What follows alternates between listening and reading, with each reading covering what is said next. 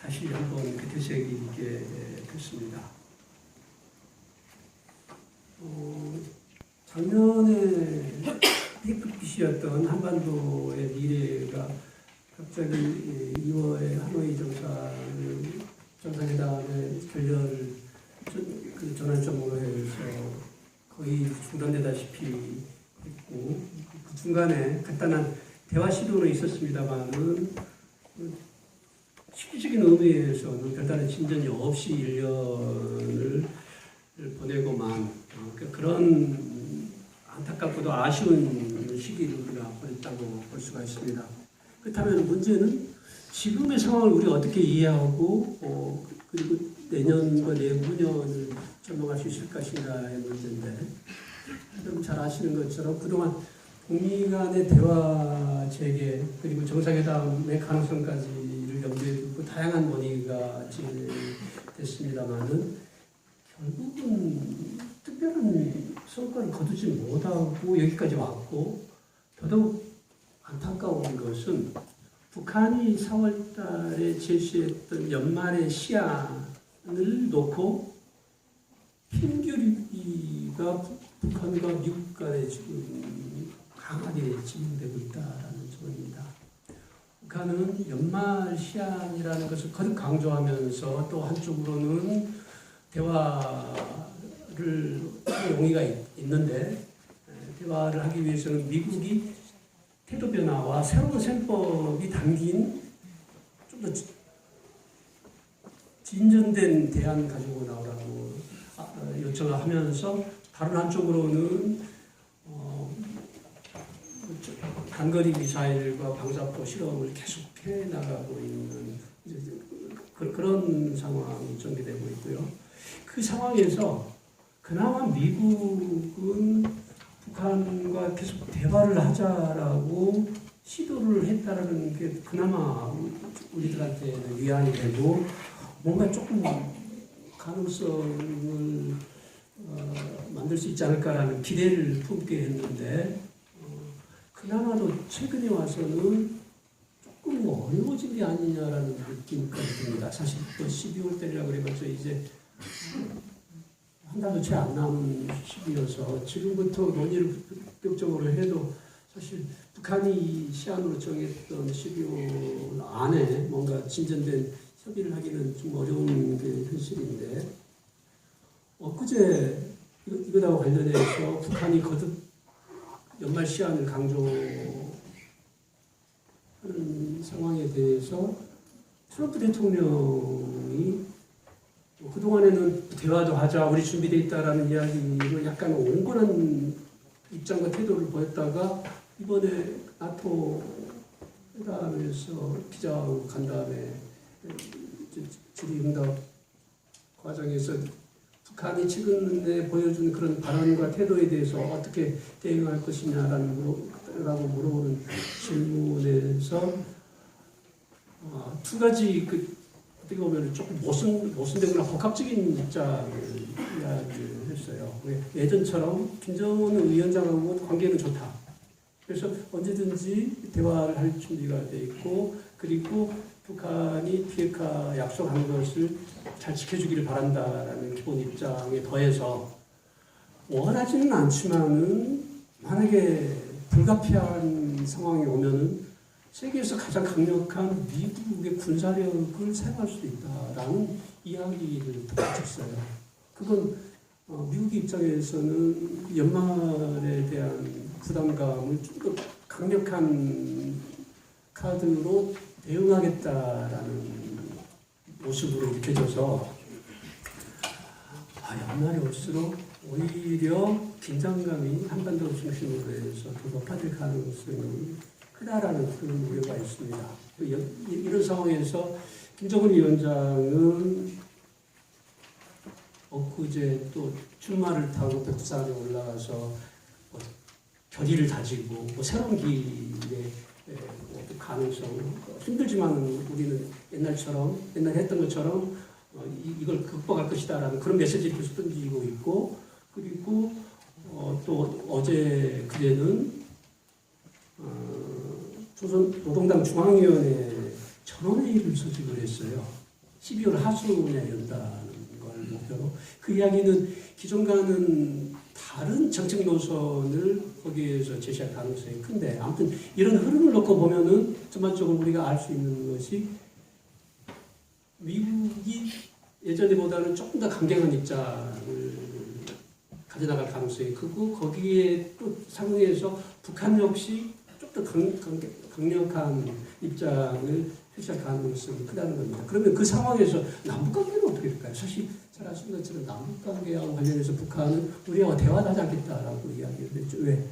우리는 미국 눈치만 보느라고 우리 남북이 합의하고 약속했던 거 하나도 지키지 못한 너희들하고 무슨 대화가 의미가 있겠느냐라는 식으로 해서 계속 문제 제기를 했고 최근에 한 아세안 회의의 초청까지도 사실 이제 갈 이유가 없다라고 냉정하게 뿌리침으로써 남북관계가 당분간 보존될 가능성 별로 없어 보이는 그런 전망을 하게 해주는데 그나마 조금 위안이라고 볼 수 있는 것은 거절하는 그 발언에 문 대통령의 권해와 진정성은 이해한다.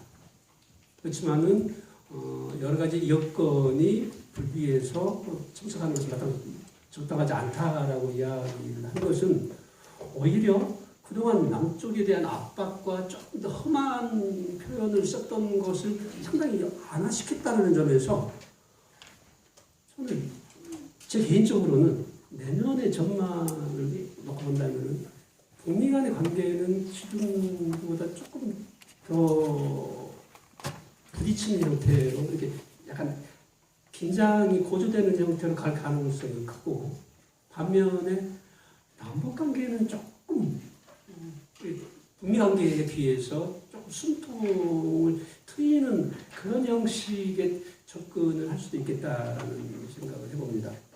평화관광을 우리가 이제 주제로 이야기를 하는데 평화관광은 제가 이해하기로는 신한반도 체제하고 평화경제라는 정부의 아젠다의 연장선상에 있다고 생각을 합니다.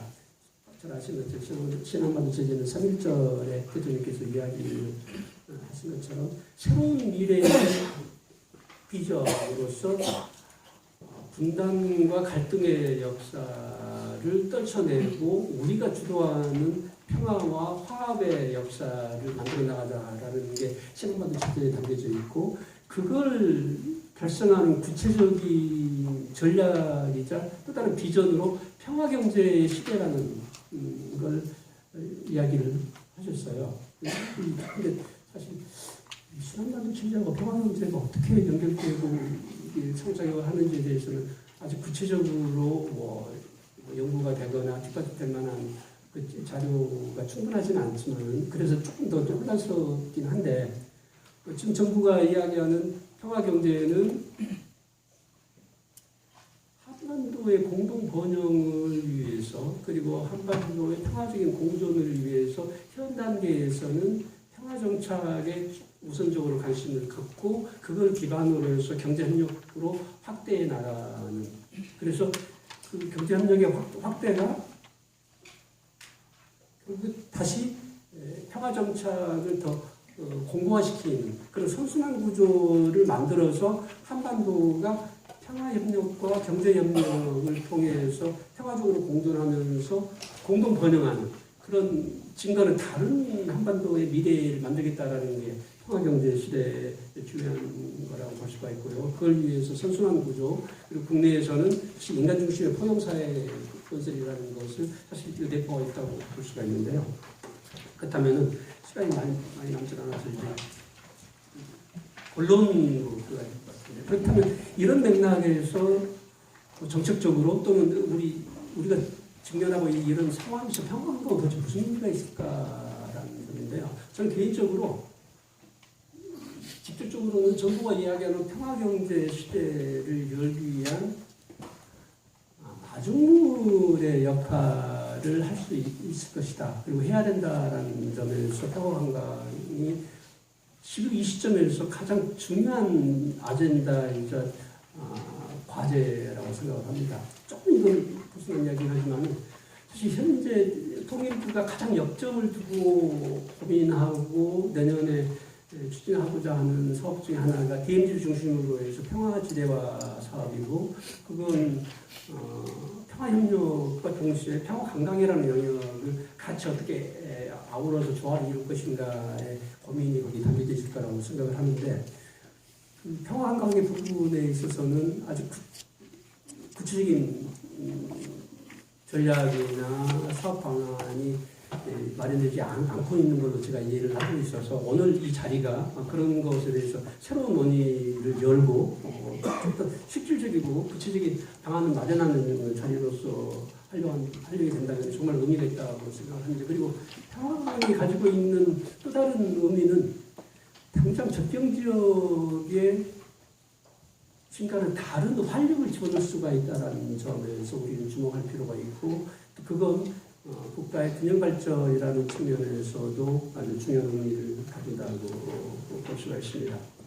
그리고 나아가서는 이 관광을 통해서 남북 간에 닫혀있던 문과 교류협력의 기회를 확대할 수 있다는 점에서 저는 당분간 이 평화관광이라는 개념이 남북 관계를 활성화시키고 열어나가는 촉매제이자 선도자로서의 역할을 충분히 해내야 된다, 할 수 있다라는 생각이 들고, 마지막으로는 사실 평화관광이 가지고 있는 잠재력은 저는 개인적으로 굉장히 크다고 생각을 합니다. 그걸 우리가 어떻게 활용하느냐에 따라서 앞으로 한반도의 새로운 성장 동력으로서 관광 산업을 자리매김할 수 있을 것이다. 그러려면은 그 가능성을 실현하기 위해서 우리가 좀 더 치밀하게 고민하고 현실적인 방안을 마련하는 게 정말 중요하다고 생각을 합니다. 첫 번째는 우리가 말로는 평화관광 하면은 대략적인 이미지를 가지고 있는데, 도대체 평화관광의 범주하고 성격 무엇인지에 대해서 아무도 제대로 이야기를 못 해주고 있고 각각 다른 생각을 하고 있는 경향이 있어요. 거기서부터 우리는 출발할 필요가 있다는 것이고요. 두 번째는 평화관광은 단계적으로 계속해서 확장해 나가야 된다라고 생각을 하는데, 출발점은 접경지역하고 DMZ가 될 가능성이 크다고 생각을 하는데, 그 부분에서 지금 통일부가 고민하고 있는 것하고 같은 맥락으로 종합적인 발전과 개발 계획이 마련이 돼야 돼요. 이게 전문가 그룹에 따라서, 그 지역에 따라서 원하는 수요나 필요성이 다 달라서 그걸 통합적으로 모으는 작업은 쉽지가 않습니다. 근데 그 쉽지 않은 작업이라는 성격 때문에 그게 계속 미뤄진다면은 막상 우리가 본격적으로 해야 되는 상황에서 제대로 할 수 없는, 그 동력을 상실하게 될 가능성이 굉장히 크다. 그런 점에서 지속적인 발전 방안이 마련돼야 된다. 종합적인 거. 그리고 당연히 우리 지역을 중심으로 해서 먼저 선도적으로 할 수 있는 것부터 시작을 해야 되겠지만은, 그 고민 속에는 북한을 어떻게 참여시킬지에 대한 배려심도 같이 있어야 되겠다는 거고요.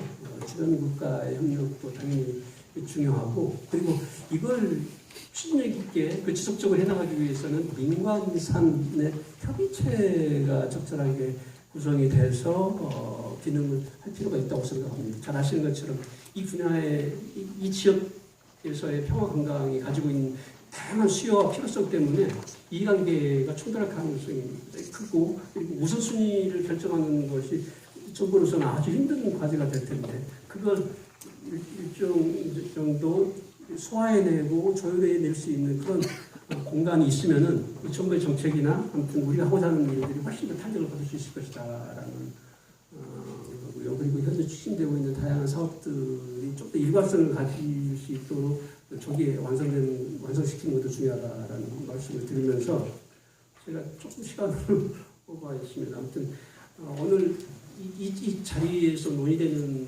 것이 어려운 남북 관계를 풀고, 그다음에 한반도의 미래를 개척하는데 정말 중요한 계기를 마련할 수 있는, 그러니까 그런 논의의 장이 됐으면 감사합니다.